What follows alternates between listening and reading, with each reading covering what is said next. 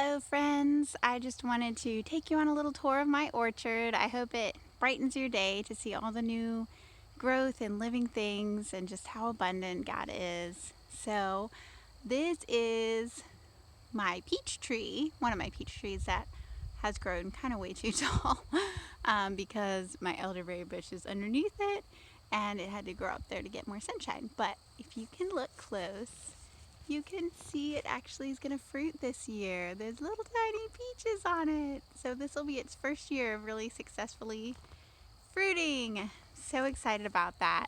And there's my big elderberry bush there, and it's got some little baby elderberry sprouts around it.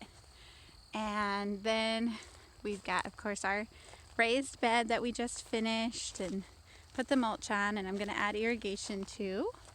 And over here we have our plum tree, and this one still has just a few pretty little white flowers left. You can kind of see them through there. Whoop, there you go. And I don't know if this one's going to fruit this year, but I have some really exciting things to show you up the hill on my other plum tree. These are our kiwi vines, and they look pretty impressive now. I just have to make sure they don't get taken over by passion flowers again this year, and maybe they'll actually fruit. They're always really pretty this time of year. And then I have a tendency to let things, let the weeds grow in, because I can see the beauty in so many things. And the passion flowers, the wild passion flowers here are so abundant and so beautiful, and they just grow everywhere, and they flower these beautiful purple flowers, and they're edible, and they're so good, and they're good for you, and you can put them in tea. And I tend to just let that grow up in everything, and sometimes it chokes out my actual plants. So here we have another peach tree. This one is also getting some little baby fruits on it. Let me see. I saw some from the other side that I might be able to show you better, but there's some up there. And then intermingled are the mimosa trees that are starting to, I'm going to be cutting them out probably this year and next year to make more room for my fruit trees. They were my starter trees to get the soil up and running well. But they're really big already. So the really exciting news is these up here. This peach tree, this will be its first year fruiting. And I don't know if you can see, but it's got all those little baby peaches. And we'll have to thin them out. And I've got to do a lot of trimming and cutting out the branches in between, because actually with fruit trees, you've got to do a ton of pruning, to make it, to make them be able to produce nice, large, healthy fruits. Here's our pear tree, and it's going to be fruiting for the second year. This one produced huge fruits. Last year they were giant golden pears. It only produced like 6 of them, but you can see there's like 12 just in that one little clump. So it's going to be really exciting. Definitely going to need to thin it out a little.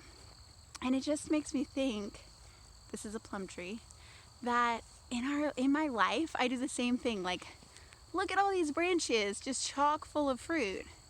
But really, in order for them to grow well, I'm going to have to take out 2/3 of these branches.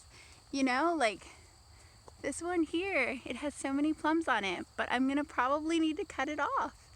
And just thinking about that, I think about my life full of so many good things.